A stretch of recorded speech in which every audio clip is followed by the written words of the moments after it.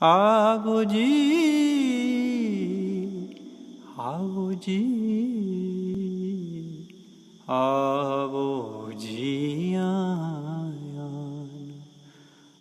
Good evening and welcome to Maja House, Amritsar, for our first online session in May.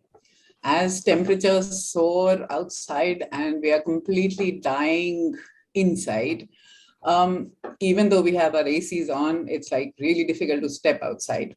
But this is the time that we would like to focus on some really exciting stories that are coming to us from Assam. Assam, I believe, is really beautiful right now because there is rain, and I've seen photos where it's looking, the countryside is looking lush and green, and one is just, hoping and wishing that this was a time that one could be sitting somewhere else, not really in sweltering Delhi or in Amritsar. But I've traveled a lot in Assam, and its beauty, its lushness and green, the valleys and the fast flowing rivers, everything is full of enchantment. And so, what can we say about the people, and what can we say especially about the women of Assam? Obviously, they're magical and there's huge amounts of excitement and enchantment over there. The book that we are going to be talking about this evening is called The Black Magic Women. This is the book, and it's a really beautiful cover. I love, the flowers and the black. It looks really lovely, very, very nicely done. And these are short stories that have been written by award-winning, very well-known Assamese writer and art historian, who's here with us, Moushumi Kandali. And she's a friend, very valued.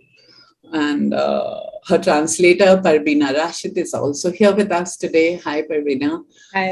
Parvina lives in Chandigarh, and she works with the Tribune, so maybe you're all familiar with her byline as well. She belongs, of course, to Guwahati, but she lives in Punjab, and she's married here. The third person we have here, who's our moderator, is Mitra Phukan. I don't think I need to introduce her to Maja House audiences or on this platform, because she's been with us a few times in the past, and she's somebody that we absolutely love. Her warmth, her, this whole persona is just fantastic, and it comes across on the screen just as much as it does when one meets you, Mitra.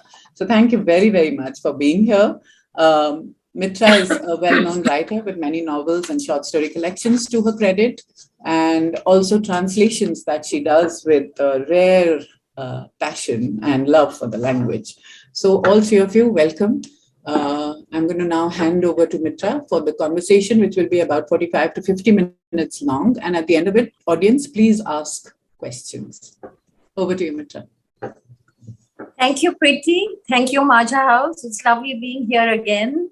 I always welcome an opportunity to be here with you, in person, of course, but also now virtually. So yes, let's go straight into the book, which is really, really an exciting book, and I think something very different from what we have been seeing in translations from Assamese into English and other languages. And Black Magic Women, the title is, of course, very intriguing. The cover, as Preeti said, is wonderful.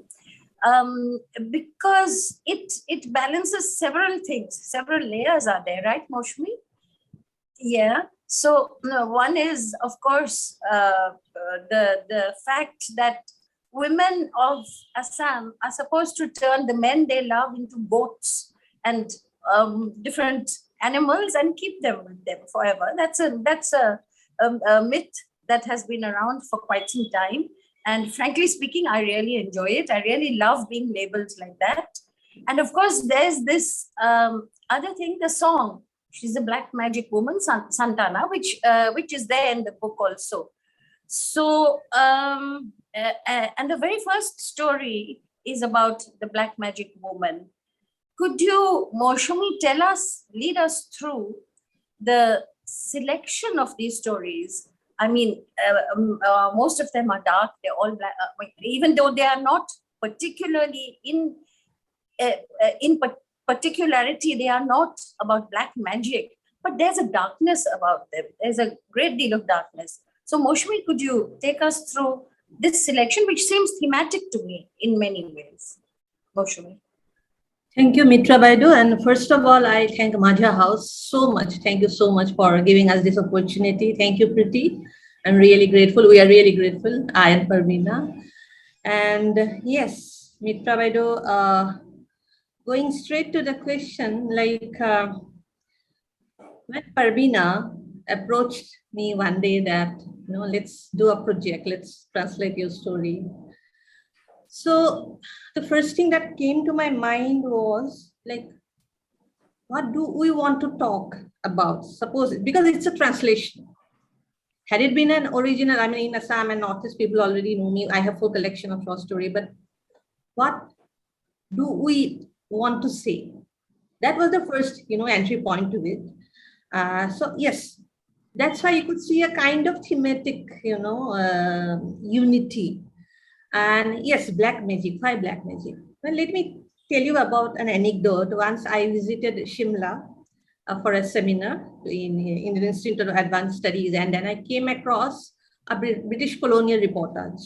And as you have pointed out, there is a myth that Assamese women are, mohini, and they know Kala Jadu, as they say, and then they can make you animals and all if they love you, and they can seduce you. And this is, Kamrup, especially the word Kamrup is there, and this Mohini Vanan, that is very recurrently used. So I thought it was all myth. But when I encountered that, reporters, I was like, of course, it was colonial. And we know how, colonial gaze has always been a different kind of gaze when it comes to India or, this part of world. But it was really interesting for me. I was a little upset, but at the same time, I found it, so many, feelings came up. So if you don't mind, can I just read one or two sentences from the reporters? Right. I'll just read it. Yeah. Yeah. So he talks about that. Yeah. The women of this country, they form a striking contrast to the man. They are very fair, indeed fairer than any other race I have seen in India. Radiantly fair, many of them would be considered beautiful, but not Hindustani beauty, quote unquote. And then he says, they have some resemblance to, European women in parts of country not frequented by European. The women, this I found very interesting, roam about in public, divested of the artificial modesty. And then, unfortunately, their morality is at the lowest ebb. Oh God. Now, yes. And the inhabitants of most provinces look down upon the Assamese as enchanters. And the women come in for a large share of this suspicion. So that was a triggering point. And then I started to think and juxtapose two periods. One was colonial, one then the post-colonial. Then I started thinking, like, what are the kind of stereotypes that we go for? And that was the title story, and that's how I juxtaposed to time. And of course, thanks to my experience in Delhi, it helped me a lot. But there are other 9 stories also which are, as you have called, yes, dark in a way, because I wanted to draw attention to this whole kind of othering, and then that othering is not very stark at point, and it is also class-based. Mostly you find it in the, maybe in the streets or in some places, mostly you encounter, the experiences that are shared with me, that some of the people shared with me, they were, lower middle class women who would struggle there, who would migrate to that city. So a lot of things came to my mind. So, and then I said, we discussed with Parveen, I said, why not select those stories where this kind of othering in a subtle sense, sometimes it reaches to an extreme, but otherwise it's a subtle, but we need to talk about it. So let us, pick up some, stories which talk about this kind of, where, of course, gender is the one issue. I'm not saying there's discrimination, gender discrimination everywhere, but when it amounts to a certain kind of, also little racial othering, then, and yes, there are, of course, love stories also, but most of the protagonists, they are from Northeast, Assam mainly, but also there are other, Northeastern. But mainly the question is the othering, and then slowly through two love stories, we wanted to see that othering is not the end actually. If we read it subtly, you'll see that there is this encounter, then there is this understanding, association, inclusivity, all these things. So it's a kind of transition. And I think that's what needed at this time. So that was the main, Yeah. fade of those stories. Yes, yes. No, and it works very well in this collection. It's really wonderful. You go from this Makosh Sahib to all the other things that happen. Parvina, what is your idea about these things that you had to? I know it must have been really difficult because of various things. Could you take us a little bit through, the stories themselves, the fact that they are completely rooted in Assam most of them. Some, of course, there's a coming and going between Assam and other towns, mostly Delhi. And there's a kind of a contrast also, and there's a kind of a power hierarchy also when you are in, when the protagonists, the women mostly, are in another place out of, then they are, of course, not black magic women anymore. And that is also what struck me. They are looked at as black people who can, do all these things. But the actual contemporary reality is absolutely different, especially when you are out of this region where you are supposed to be doing so much magic. So, Parvina, could you tell us a little bit about, how you felt about these stories, the way they move forward, the way they hang together in the collection? And of course, I know it must have been difficult, all that black magic, all that, everything rooted completely in the places where they are set. So difficulty in vocabulary, selection of vocabulary, the way, and I must say you've done a very good job. Thank you. Thank you, Mr. Yeah. Thank you, Masha. Pretty.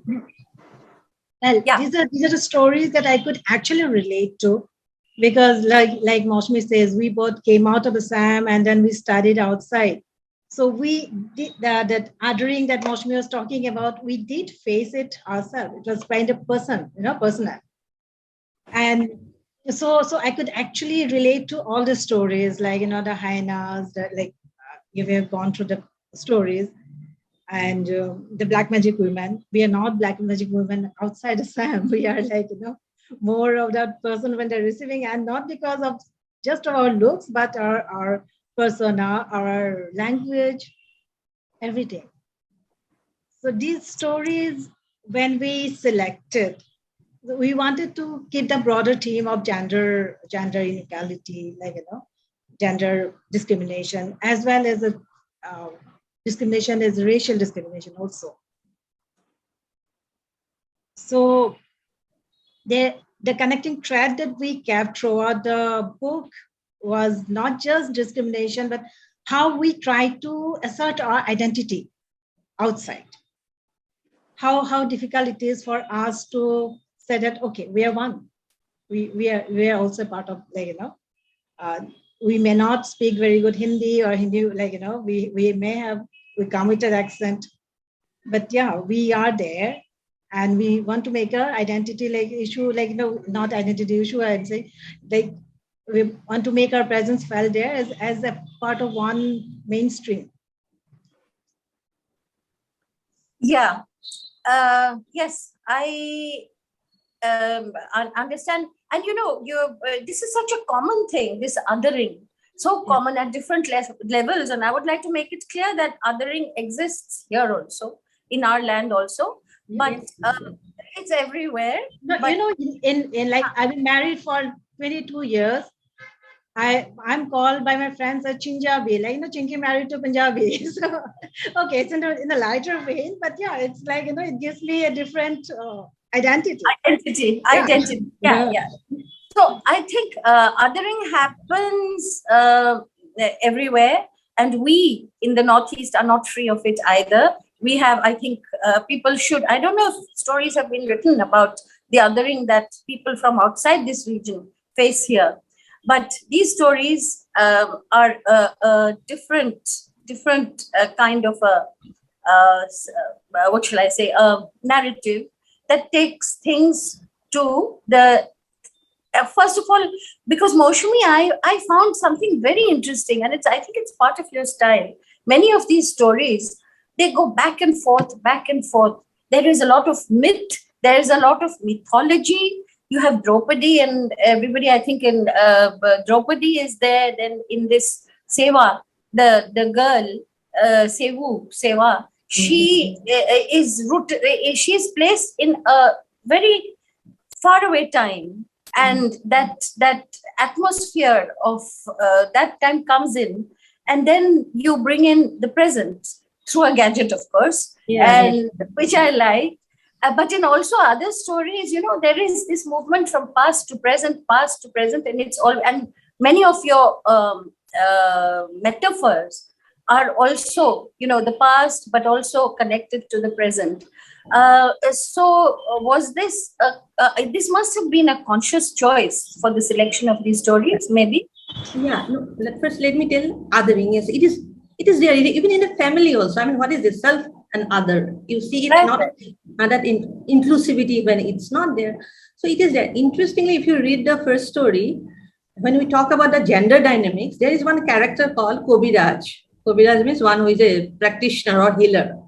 He has this indigenous knowledge of medicine.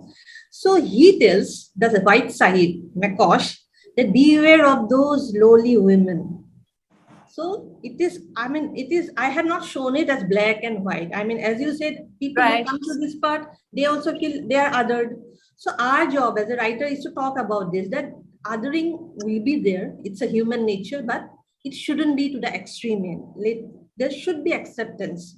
That was the, motive. Yes. Of course, so, yes. And then, yes, this is an interesting question, like past and present, because, see, I think we should always see things in connectivity, in connection. Like something doesn't happen just all of a sudden out of void.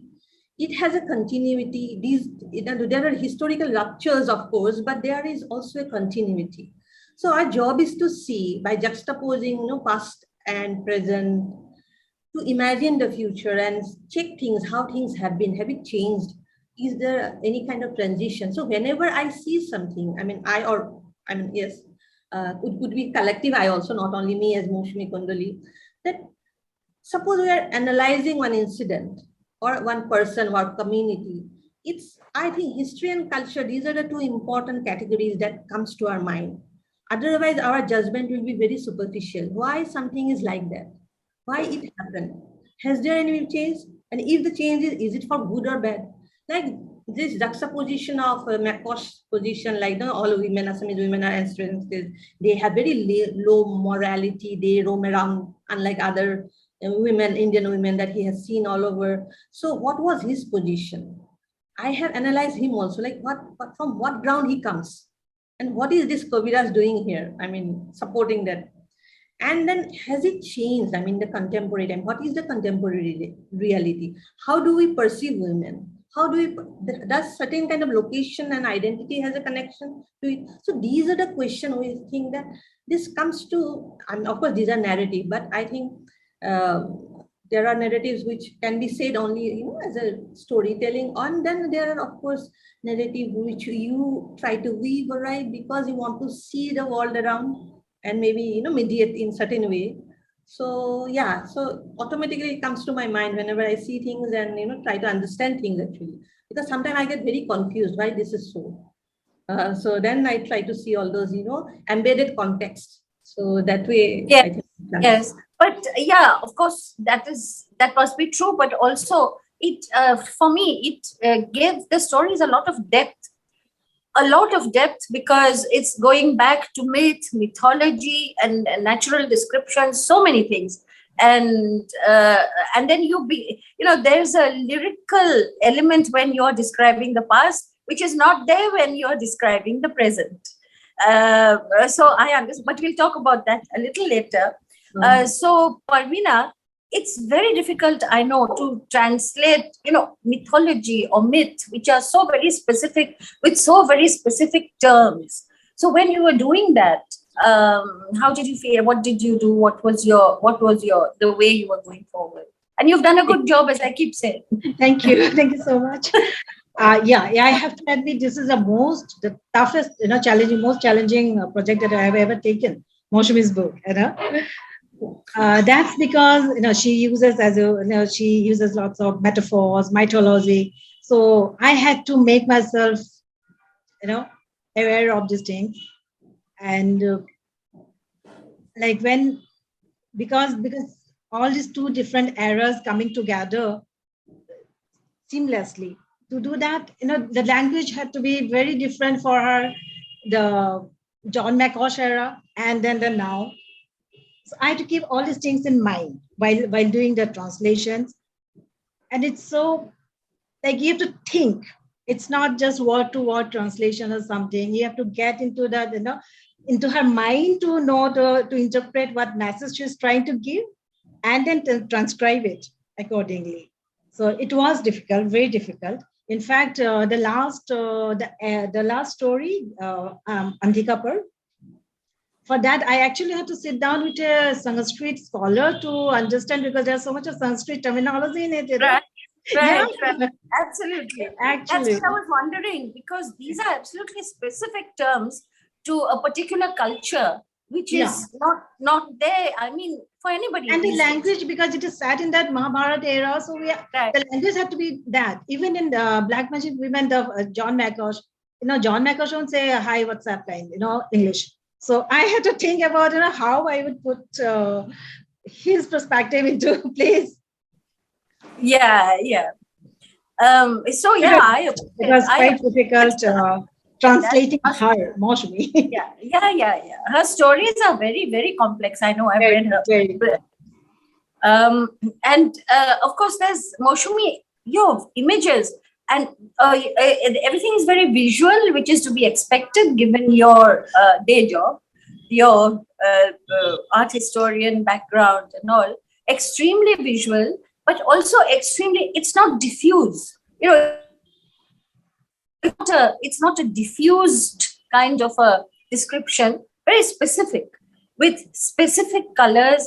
That's what I felt, a lot of use of red, because there is completely violence against women. I mean, in so many stories, the violence is there either as a rape or just through words, that violence, the words that come and pierce you, and you may not bleed outside, but you are bleeding inside. So that, could you tell us about the starkness of these images, which goes so well with the themes of the story, and your use of color metaphors that are color. It's to be, I haven't, this kind of thing among other Assamese writers, I have not really seen to this extent. We may be using color as a metaphor, but in a very general way, but you are much more specific.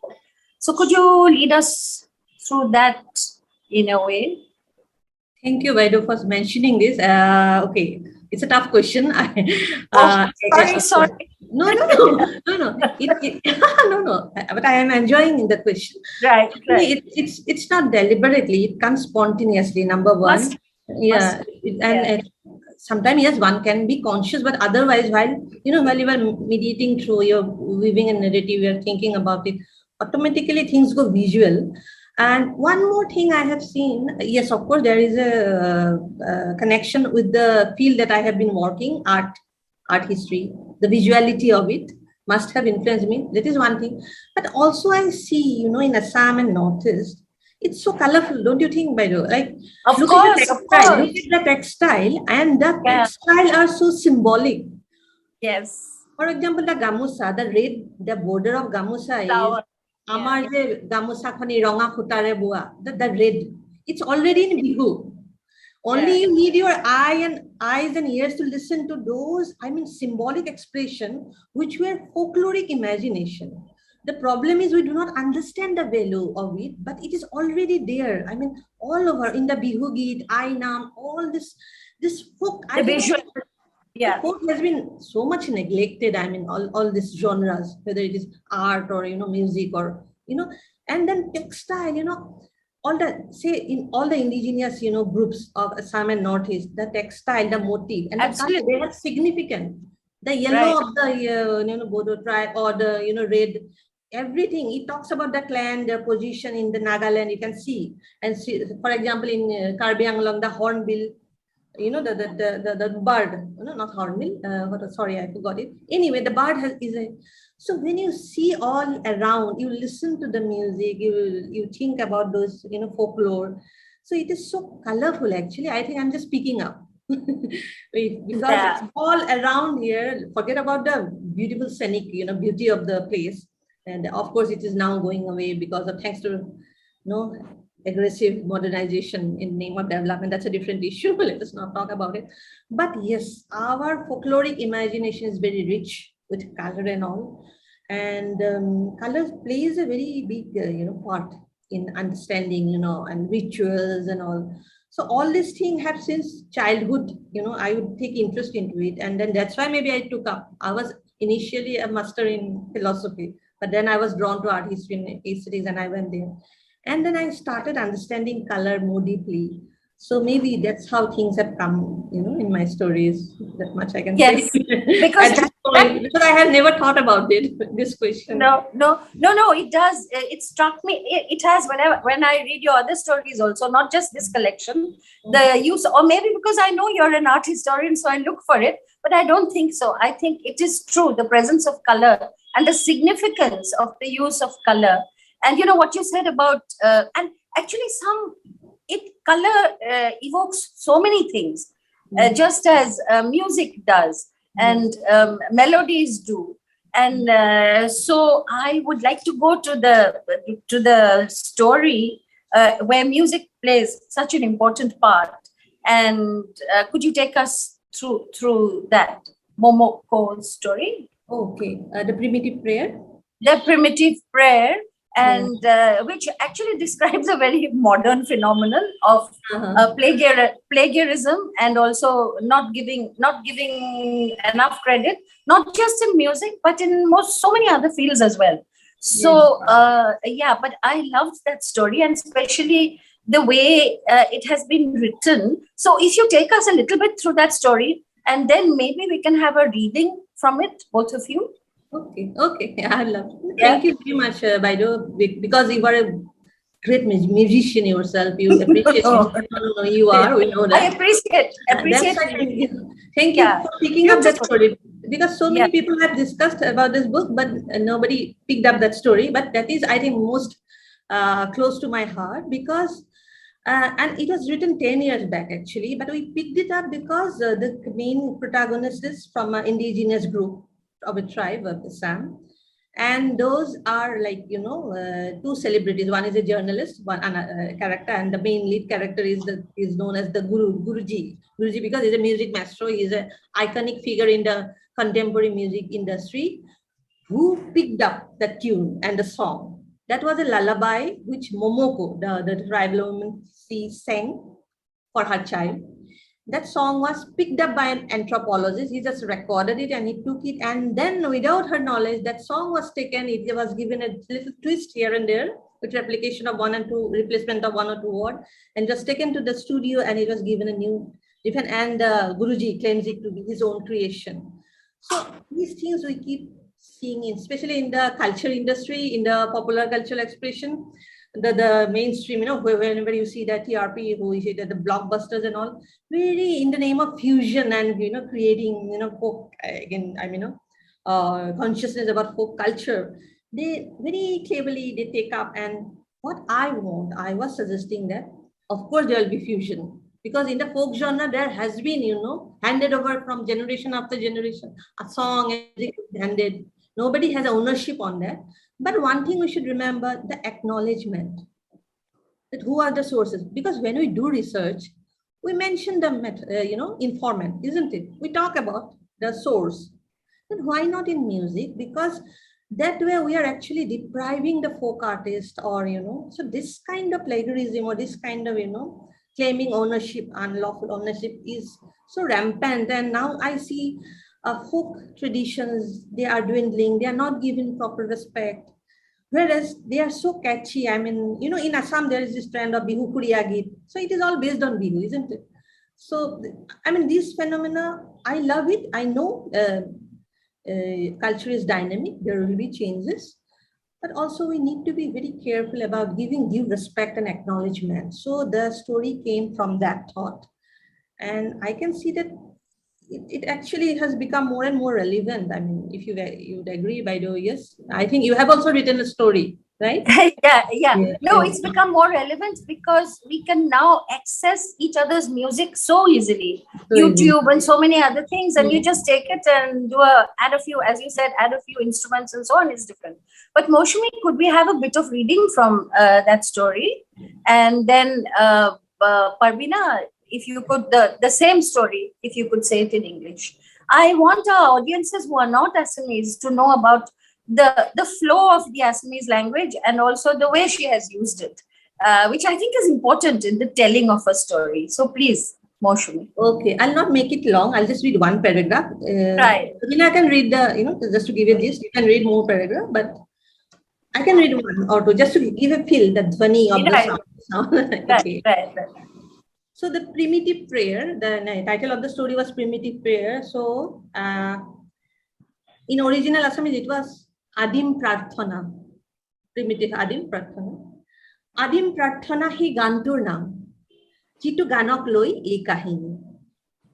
Adim Prarthana hoise hei gantu, jitu gan momokoi prabosh korisil, edin shekh rati, যেতিয়া বাঘৰ চকু দুটা ট হৈ জিলিকিছিল চেঙে ফেউৰাৰ দৰে ফেউ ফেউকৈ ফেকুৰিছিল আৰু অনিদ্ৰাত ভোগা এটা জোনে ভাগৰত ফুপাইছিল আদিম প্ৰাৰ্থনা সেই গানটোৰ নাম যিটো গানৰ বাবে গুৰু সংগীতজ্ঞই বিশ্ব সংগীতৰ শিতানত পৃথিৱীৰ সৰ্বোচ্চ সংগীতৰ সন্মানটিৰ বাবে তালিকাভুক্ত হৈছে আদিম প্ৰাৰ্থনা সেই গানটোৰ নাম যিটো গানৰ নামেৰে প্ৰকাশ কৰা মিউজিক এলবামে জনপ্ৰিয়তাৰ শিখৰ স্পৰ্শ কৰিছে সাধাৰণ জনপদ অথবা দ্ৰুপদী ৰসিক সকলোৰে মাজত সমানে বিয়পি পৰা যি গানে গুৰু সংগীতজ্ঞৰ বিশাল আইকনিক চৰিত্ৰৰ অৱয়বক সানি দিছে আৰু অকণ মিথিকেল প্ৰলেপ আদিম প্ৰাৰ্থনা সেই গানটোৰ নাম যি গানটোৰ উৎসবিন্দুলৈ গতি কৰিছে এখন চুমু ব্ৰেণ্ড আৰু ফুড আইকন আৰু সেই একেটা স্থানলৈকে দুই বিপৰীত ধৰ্মী উদ্দেশ্যলৈ ৰাতিৰ সেই ধূসৰ হেলজিন বৰ্ণী আন্ধাৰ ফালি গৈ থকা এই গাড়ী দুখনৰ আৰোহী দুজনে শীততাপ নিয়ন্ত্ৰিত অভ্যন্তৰৰ আৰামী আৱেশক নেওচি উদ্বিগ্নতাৰে পিৰিকাইছে বাৰে বাৰে জুকিয়াইছে আওৰাইছে কেতবোৰ সংলাপ যেন নাটকৰ ফাইনেল শেষ ৰিহাৰ্চেল কেনেদৰে কি ষ্ট্ৰেটেজিৰে আদিম প্ৰাৰ্থনা নামৰ গানটোৰ প্ৰকৃত ৰচয়িতাৰ সন্মুখত তেওঁলোক থিয় হ'বগৈ I think that's enough. Lovely. Yeah, it reads so well. It's lovely. Thank you. Yeah. So Parvina? Yeah. Okay. The primitive prayer. Say a few more paragraphs if you want to. Yeah. You can say yeah. Right. I'll read a few paragraphs that give the gist of the story. Right. Yeah. The original song, which pierced a frozen heart and oozed out of the salty lips of Momoko, had been displaced. It had crossed a hill terrains and jungles to the world of metallic bling and tech-driven symphonies at the opposite pole of the world. In the process of migration, the song had undergone a makeover. Its tone and tenor, rhythm and heartbeat had changed. Its face had changed. It is said that a plain face sans makeup could look so beautiful, so alluring. So it was with a song. A young geologist who had come in search of a megalith in one of the caves in the hills, had stared with deep admiration at Momoko's face, blessed with natural beauty.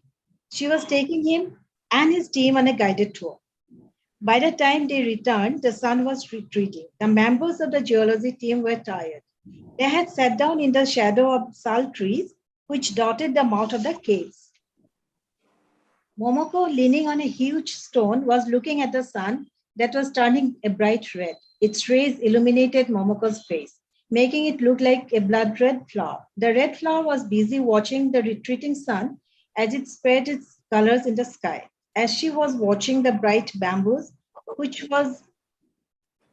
the innumerable rays of the sun had painted on the sky, the infant tied to her body started howling. Trusting the child to her bosom, she let him suck the nectar from her white, spotless shell flower, singing the song haltingly, hauntingly. It was an unfamiliar tune, like hundreds of mysterious insects chorusing a primitive prayer that resonated in the deep, dark jungle. The tune had slipped from her salty lips like the appeal of a broken heart or a broken soul. The haunting tune that entangled itself with the fragrance of the evening. The haunting tune had entangled itself with the fragrance of the evening. Like the waves of the ocean, the deep sound of the tune had submerged the forest, hills, and rocky caves. That was the beginning. So that gives the, little bit of the idea about this. Exactly. Yeah. And it's how the song was described pirated, how. Yeah. And it's the whole lyricism of the story comes out in the translation as well. Thank you. Yeah.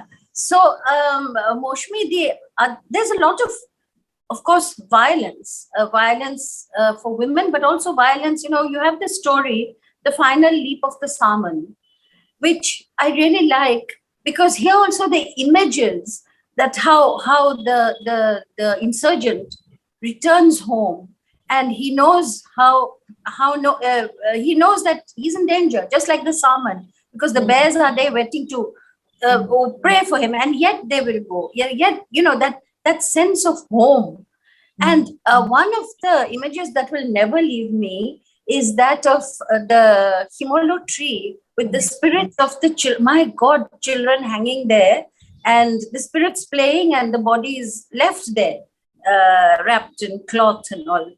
So this very stark image, but several stark images are there, including the salmon and the bears waiting and all. And there's so much happening in that story. So this is one of the stories where the woman is not in focus. Otherwise, you are looking through the female lens. But this is one of them, and it's a very, very powerful story. The power in your stories is amazing. So could you take me through? Yeah, could you take us through that Himolu tree and the babies hanging, the dead babies hanging there? My God. Yeah. Actually, that's a ritualistic practice of the indigenous tribe in bordering of Assam and Nagaland. So thanks to my friendship with a lot of anthropologists and archaeologists, I come across, and of course I have interest in folklore also, so I keep looking. Then I came across about this this ritual, and I found it very interesting. Because see, this is also very important thing, that how you look at the certain culture and their practice. It's very easy to give a judgment from your own position, but I think every sensible mind should understand, have that multiple perspective to look absolutely from other culture. That is the most easiest way for all kind of conflict resolution, I think. The moment we empathize and look from the others, there will be no othering. So I started looking, and I found it so interesting. I mean, there, as if it was a kind of purification act. And for that militant who wanted to surrender and come back to the mainstream, and then he was repenting about the killings and all. So, and he was also struggling because there were so many temptations for him that he could have taken, easy way out, which we could see, when those things happen. Of course, during 80s and 90s, we were very young. I mean, we were children, but then also we could see, it will impact any sensitive mind when you see all those turmoils and, violence. So that he identifies with that, because during his, I have shown the character as if he saw it, during his one of those, underground days inside the forest. So that's I bought it, and then he remembers at the end he wants to cleanse himself. So cleansing means what? So through a dream, I have shown that he becomes that children. I mean, so he heals and he comes out in a different form. So I have shown you through a little sapling of mage, that how he comes. So that dream is actually a metaphor of the transition that he goes through, his repentance of all this ruthless killing. And then of course he had a vision, he had an ideology because of which he wanted to kill, but he realizes futility and comes there. So it is, so I think that ritual acted as a metaphor. And I think it happens with all of us. I mean, we do something, then we keep thinking, what to do. So that cleansing, and I think rituals are actually a very, very thoughtful processes of, healing and cleansing. If you take it, if you understand it properly, not just mindlessly, if you perform, that's a different issue or imposed on you. But if you understand the, rational behind, and then sometimes it allows you to heal, I think. So I think he took recourse. I have shown him as an Assamese. And one thing I have seen, when it's I'm so fortunate, and all of us, we are so fortunate that Northeast is one area where it's so many, like India, it's a mini India. Diverse. So many ethnic groups, culture groups, we cohabit and we don't even understand. And that's why one should be a student of art and culture, because then you see the connectivity. At one plane, we assert the otherness. No, we Assamese are like this, and those are like different. But when you look at the cultural aspect, you look at the motifs and you look at the clothes and food culture, there is so much, interconnection. So ritual also, that is why I have deliberately shown that he gets his salvage through another ritual. Of course, in metaphorically, he doesn't do it actually, but it helps him. He understands, he identifies with that particular ritual of an indigenous tribe, and then he finds his own way back. Yeah, you've described it wonderfully. And I'm also, intrigued. We don't have, I think, much time left, but still, I'd like to know, you've used different techniques of plotting in different stories. And one of them, which I really like, is Khanjare Ishq, where right? Parveena, you also, I think you enjoy. You love this. That I forced her to take it. I said, okay, we must take really? it. Yeah. Yeah. And I like the way, the things come to the mind of the reader through a series of dialogues. And that's wonderful. And I know dialogues are extremely difficult to translate. So Parveena, can you tell us about this? That particular story, I enjoyed translating actually. Yeah. Because there's so much of, banter, that colorful banter. It's not story, ultimately when you see. Without story, she is forced to do what she's doing. But the way the who-ahs and ouches that Moushumi describe it with, it's so much fun. It was fun doing it. After doing all these stories, and 9 stories, it came as a refreshing, breath of energy for me. But the way it moves forward, the story through, you come to know what she has been made to do. What she has been made to do. It's a very clever way of taking the story forward. Dialogue. I really like that. Yeah. So yes. Thank you, Parveena, because she insisted that we pick up. I was initially, because it is also very filmy. I deliberately wanted to bring the side of hers out, Very Bollywood side. Yeah. That's okay. That's part of our culture as well. Yeah, so, I playfully try to bring that, because it has become a part of us. Like, we imagine sometimes, okay, maybe heroine bandi to aisa karti. These are our common, discourse actually. We might not say, but among friends we say, yeah, come on, he's nice looking hero. So all this it's not just us. I mean, Bollywood metaphors are everywhere. So yeah, so that was a wonderful and would either of you like that? We kept that title also, Khanjare Ishq. Yeah, Khanjare Ishq. Yes. Okay, what was the original title? Same. What was that? Okay. Yeah, very nice. Name was also a filmy kahani. Yeah, Ishq. I know you. Thanks to Urdu and Bollywood and Delhi ka that ambience. So I wanted to play with this. Yeah. In the meantime, anything else about this experience of writing these stories or translating these stories, putting them together, Moushumi? Yes, Baidu, what did you say? Huh? I said anything more about, these particular stories, because I know they must have come at different times and they were there. Yeah. So, and in the meantime, you must have written other stories which were different. But then you have come back to this kind of theme where one particular thing, the woman's body. Yes. In many of these stories, the woman's body, one of them is, the violence inflicted on a woman's body, which is not just physical, but also it comes from many different layers. It's a assertion of power and so on. And this has stuck with me, these lines. The woman's body is a piece of land. Unleashing aggression, one must lay claim on it.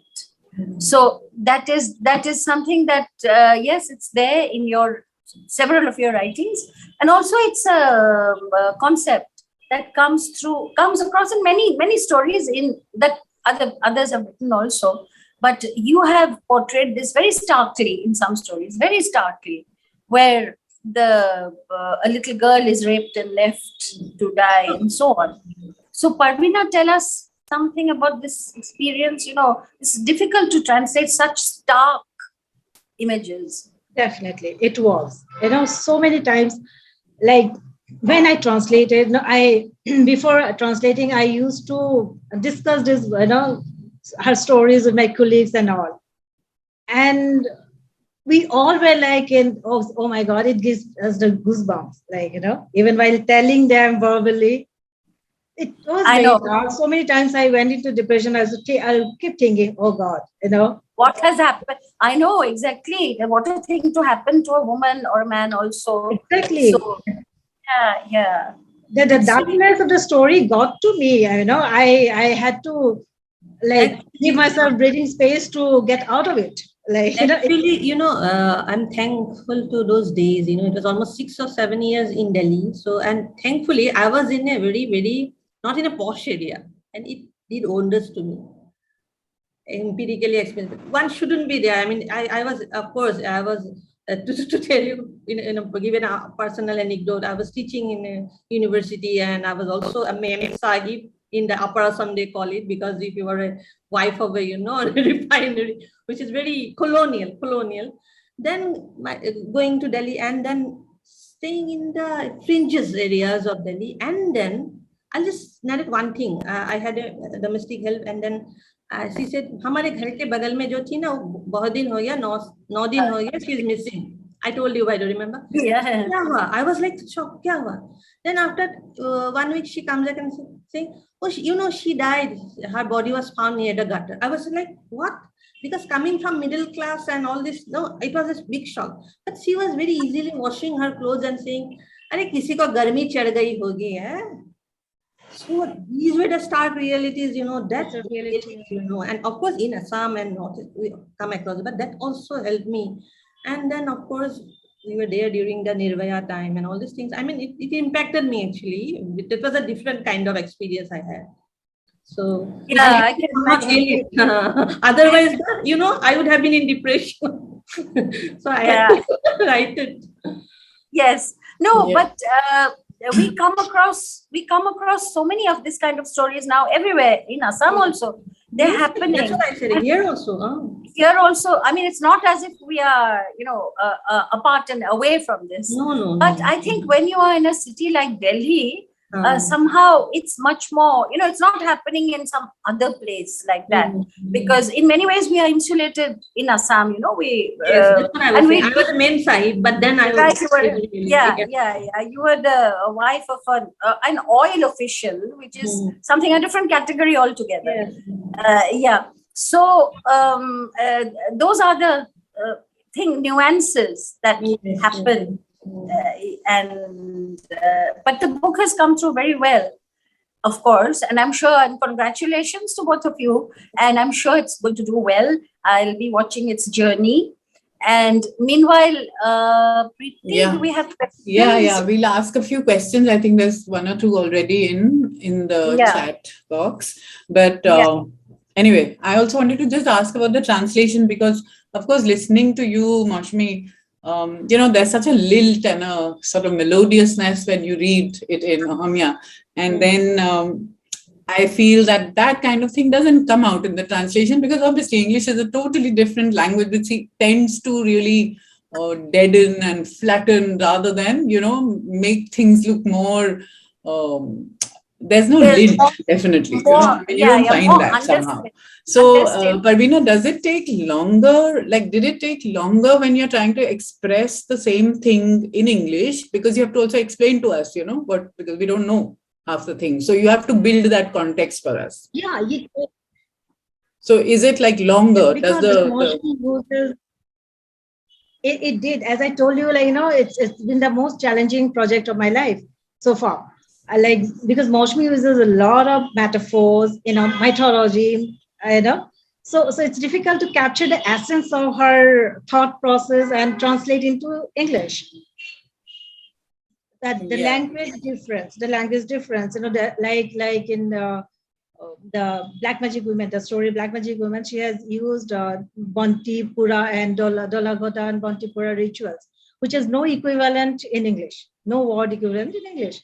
So in that way, I had to write for my English reader, I had to explain it without making it look too imposed. I had to weave it in such a way that it becomes a part of the story, not an imposition.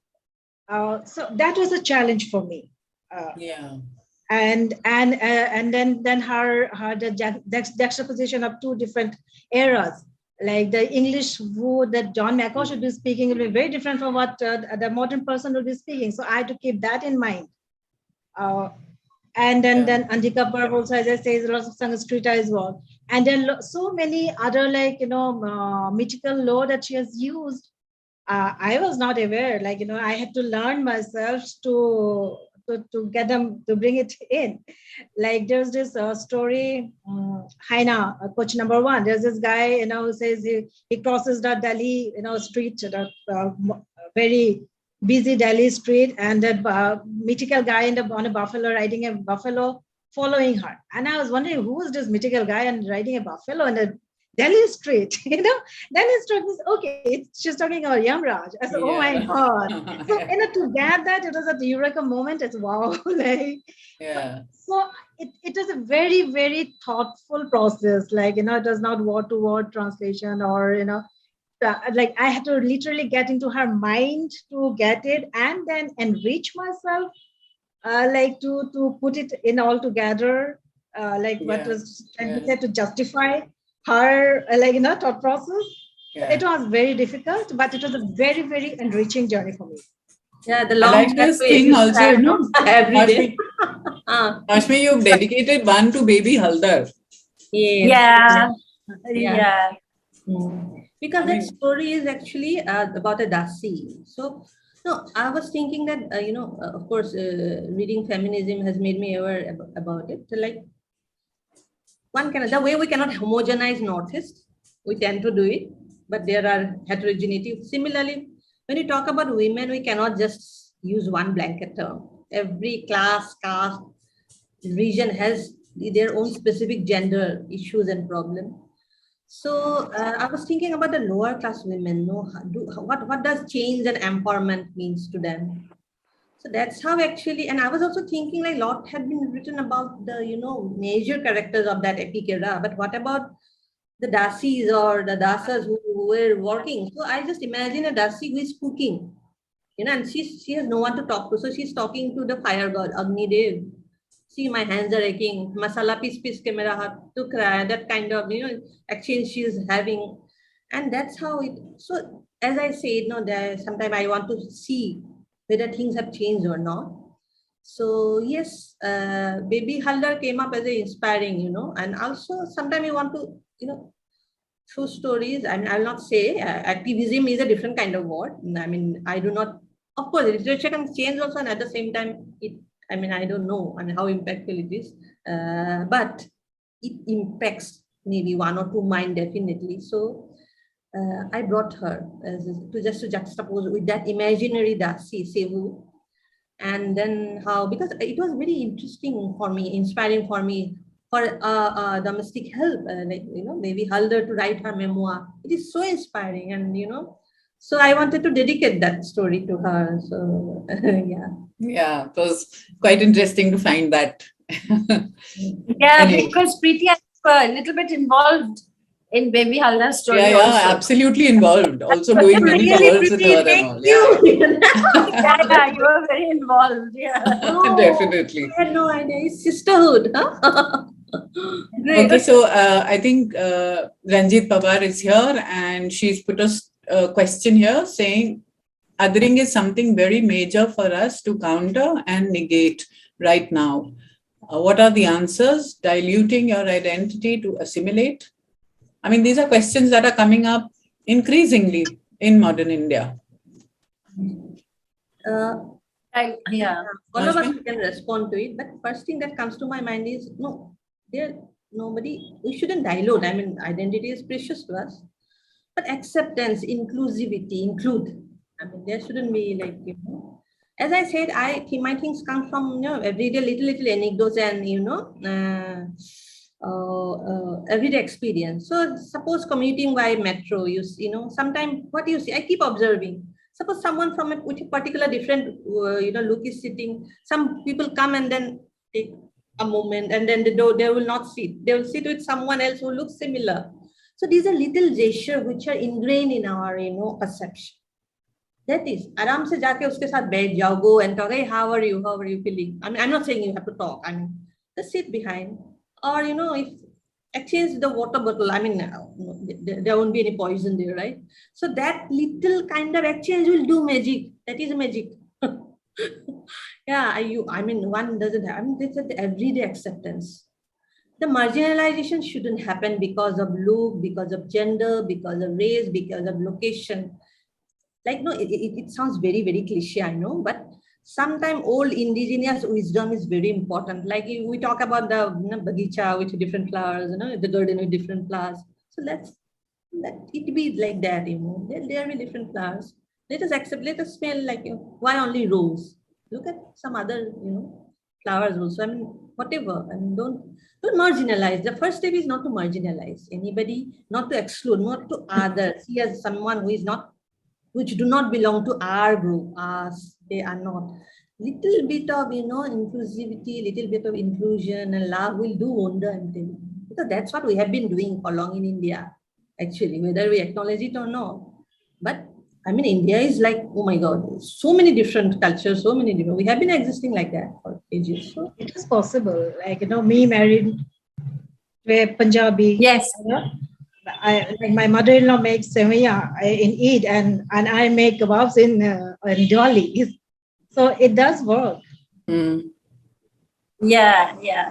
No, it does work, and I think as they say, intermarriage is one of the ways in which we can all integrate together.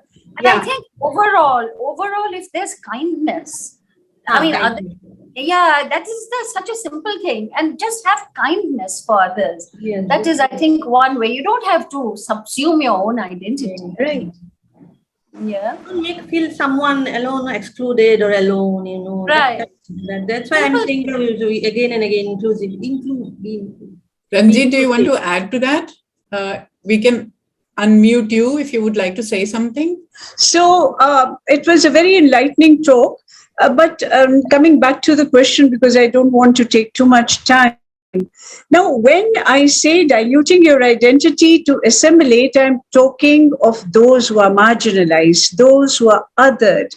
And there is this struggle nowadays between majoritarianism and those who are othered. So, what you suggest is for the majority. But actually, how does the person or the community which is marginalized, which is pushed, and which is othered, what are the ways for them to I don't want to say to fight it, because I would rather use a milder word, that to assert their existence, to assert their differentness.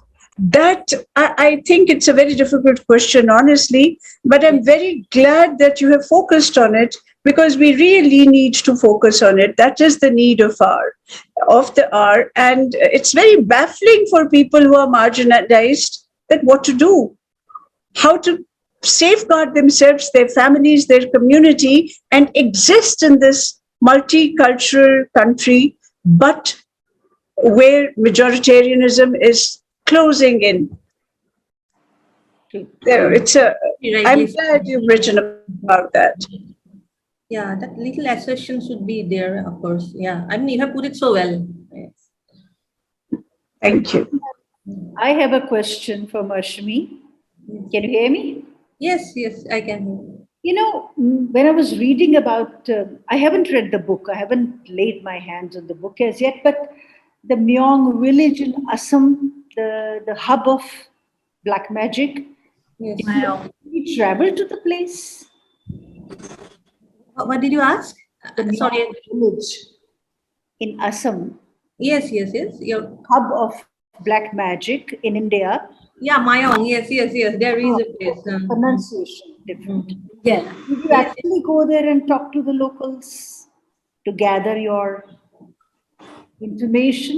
I have been reading books about them, and yes, we have come across, but of course, I haven't been there like a field study and gathered thing.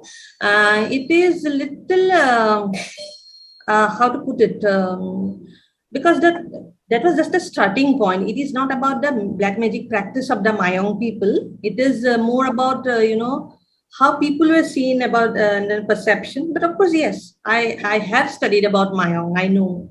And there is also a documentary on Mayong. I think the Utpal Borpujali, and yes. So, but yes, I'm aware of those things, and one can problematize it also. All right. And the stories, because they actually bring a lot of very hard-hitting, serious questions for us to focus on. This whole thing that you talked about, that image of the babies, that is completely horrific, actually.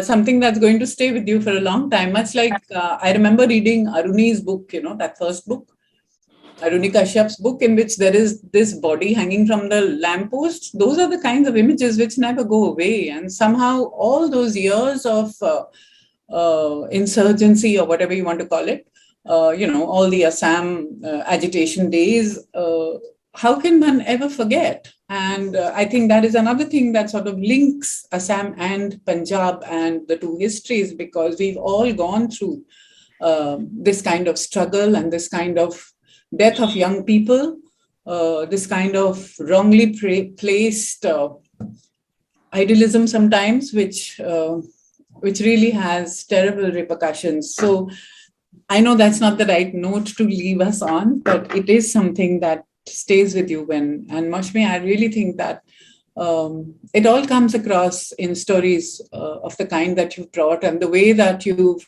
actually managed to mesh reality with myth, with what goes on in the world. You're raising really interesting and critical questions, and doing it through using imagery, using mythology, using stories which already exist, at least in your consciousness, and then trying to show them to us as well on in other parts of India, and etc.